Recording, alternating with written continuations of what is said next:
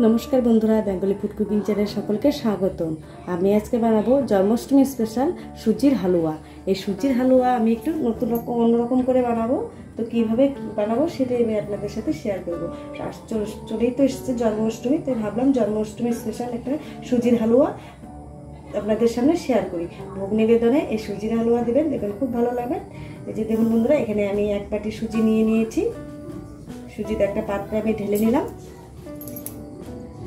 তো দেখুন বন্ধুরা, সুজির বাটির পরিমাপ অনুযায়ী দিয়ে দিচ্ছি এক বাটি দুধ। এখানে এটা গরম দুধ, আমি এই গরম দুধটা সুজির উপরে ঢেলে দিলাম। তো দেখুন বন্ধুরা, সুজিতে আমি দুধ দিয়ে দিয়েছি সেই বাটির পরিমাপ অনুযায়ী। এখন আমি সাইডে রেখে দিয়ে এই সুজির হালুয়াটা কীভাবে বানাবো সেটাই আমি আপনাদের সাথে শেয়ার করব। তো দেখুন বন্ধুরা, কড়াই আমি বসিয়ে দিয়েছি, কড়াই গরম হয়ে গেছে। এখন আমি দিয়ে দেবো এখানে 2 চামচ ঘি। এখানে আমি 2 চামচ ব্যবহার করবো, আপনারা আপনাদের পরিমাণ অনুযায়ী দিয়ে দেবেন।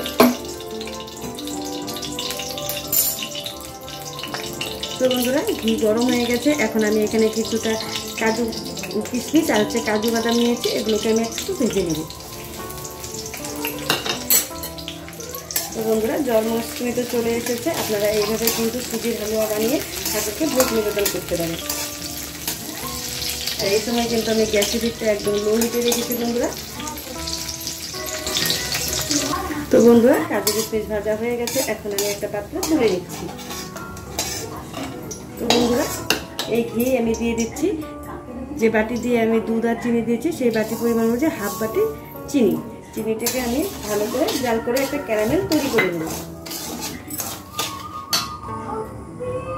দিয়ে দিচ্ছি বন্ধুরা সামান্য পরিমাণ জল, বেশি দেবো না, কারণ একটু জল না দিলে ক্যারামেলটা তৈরি হবে না, চিনিটাও গলবে না, তাই সামান্য পরিমাণ জল দিয়ে দিলাম।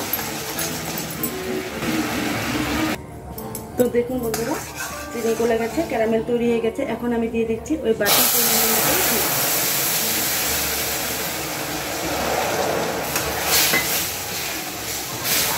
তো বন্ধুরা, দুধ দিয়ে দিয়েছি, এখন আমি দিয়ে দেবো ভিজিয়ে রাখা দুধ আর সুজি।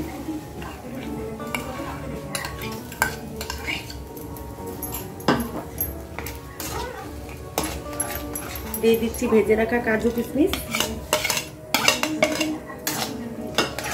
তো বন্ধুরা, এখন আমি হালকা আঁচে আস্তে আস্তে করে জাল করে নেব, একদম শুকিয়ে নিব।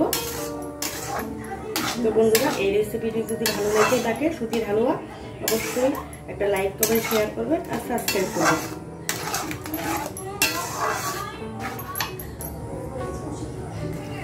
তো দেখুন বন্ধুরা, সুজির হালুয়া তৈরি করা হয়ে গেছে। এখন আমি একটা পাত্রে নামিয়ে নেব। Thank you for watching this video.